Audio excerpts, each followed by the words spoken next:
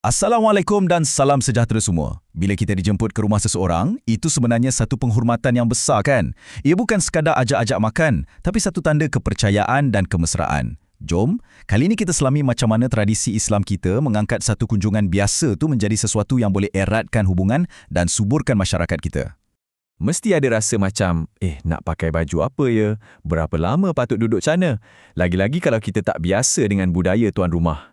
Persoalan macam ni normal sangat. Sebenarnya, ia tanda yang bagus. Ia menunjukkan kita ni prihatin dan nak jadi tetamu yang baik, yang buat seri bukannya buat orang rasa tak selesa. Okey, mari kita fahamkan dulu, apa sebenarnya ziarah ni? Ia bukan sekadar aktiviti sosial hujung minggu tau. Dalam Islam, ia dikira sebagai satu ibadah. Betul, ibadah. Bila niat kita ikhlas nak sambung silaturahim, setiap langkah kita tu ada pahalanya. Inilah yang buat satu lawatan tu jadi sangat bermakna. Jadi, untuk mudahkan kita pecahkan seni menjadi tetamu ni kepada 5 kunci utama. Anggap je ni macam satu panduan ringkas. Dari saat kita sampai depan pintu sampailah kita nak balik. Supaya kunjungan kita tu sentiasa tinggalkan kenangan manis. Kunci yang pertama dan paling asas sekali. Ia bermula sebelum kita jejakkan kaki ke dalam rumah lagi. Rumah seseorang tu dianggap sebagai ruang suci peribadi mereka tau. Jadi adab kat depan pintu ni sebenarnya adalah tentang menghormati privasi dan sempadan tuan rumah. Proses ni simple tapi sangat bertimbang rasa. Mula-mula bagi salam. Lepas tu, ketuk pintu perlahan-lahan. Cukup 3 kali dengan sedikit masa antara setiap ketukan. Cuba kita letak diri kita kat tempat tuan rumah. Entah-entah dia tengah solat ke, sibuk kat dapur ke, atau mungkin tak bersedia. Kalau lepas 3 kali tak ada jawapan, sunnah ajar kita untuk pulang je dengan hati yang lapang. Ini bukan rejection tau, tapi satu rahmat yang elakkan kita dan tuan rumah dia rasa serba salah. Dan adab ni bukan rekaan, ia datang terus dari Al-Quran. Ayat ni bukan setakat etika, tapi ia menegaskan satu hak asasi dalam Islam, hak untuk rasa selamat dan aman dalam rumah sendiri.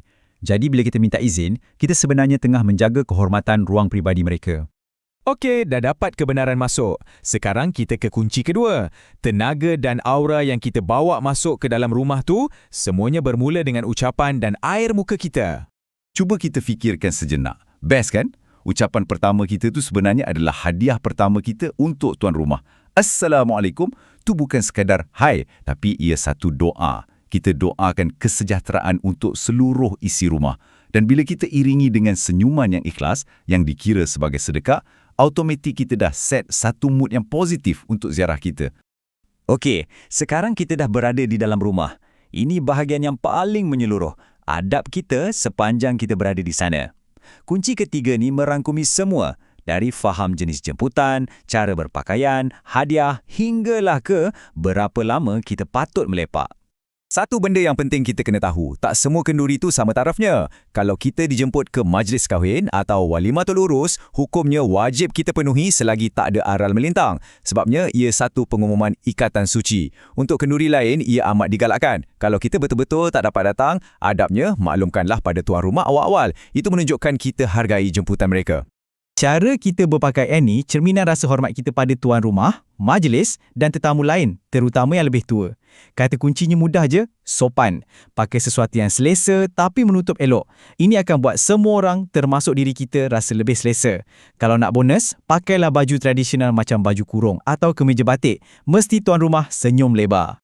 Hadiah pula macam mana? Kalau ziarah biasa, bawa buah tangan macam kuih atau buah-buahan tu dah cukup baik. Tapi untuk majlis besar macam kahwin, salam kaut ni dah jadi macam satu kebiasaan.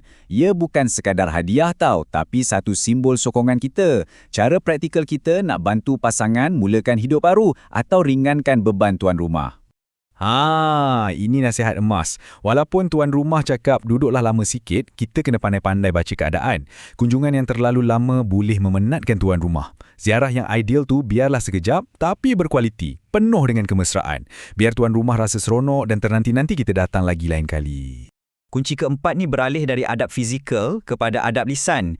Kata-kata kita ni ada kuasa. Ia boleh bina atau musnahkan hubungan. Jadi, seni berbual ni adalah antara intipati utama dalam satu ziarah yang berjaya. Ayat Al-Quran ni sangat jelas dan straight to the point. Tujuan kita berziarah ni untuk sebarkan kasih sayang, bukan jadi penyiasat tak bertauliah atau penyebar berita tak sahih. Rumah yang kita masuk tu satu amanah. Kita dijemput untuk kongsi kegembiraan, bukan untuk mengaudit kehidupan mereka. Jadi, macam mana nak praktikkannya? Mudah je. Mulakan dengan tanya khabar. Tunjukkan minat yang ikhlas pasal keluarga tuan rumah.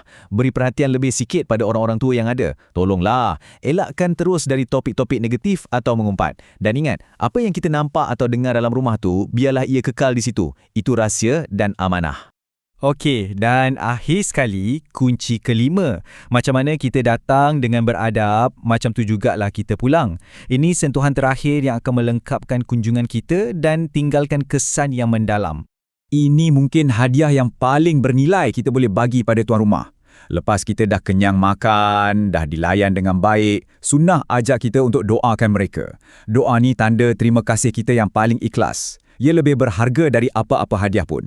Sebab kita minta kebaikan yang berkekalan untuk mereka dari Tuhan. Dan semestinya, jangan lupa ucap terima kasih dengan ikhlas. Puji masakan mereka, hargai layanan mereka. Tawarkan diri untuk tolong kemas sikit-sikit walaupun selalunya mereka akan tolak. Sikap ringan tulang dan penghargaan yang tulus macam inilah yang akan sentuh hati tuan rumah. Jadi bila kita kumpulkan kelima-lima kunci ni, kita nampak kan? Seni ziarah ni sebenarnya tentang hati dan niat. Ia adalah satu cara untuk kita bina masyarakat yang saling ambil berat, di mana setiap rumah tu jadi tempat yang mesra dan setiap kunjungan tu jadi baja yang menyuburkan hubungan kita. Ini soalan untuk kita renungkan. Adab-adab ni semua bukan peraturan yang menyusahkan, tapi sebenarnya alat untuk kita kembalikan semula kehangatan dalam hubungan sama manusia. Macam mana kita boleh bawa semangat ni dalam hidup kita supaya setiap pertemuan tu jadi satu connection yang sebenar? Fikirkanlah. Terima kasih kerana sudi bersama saya.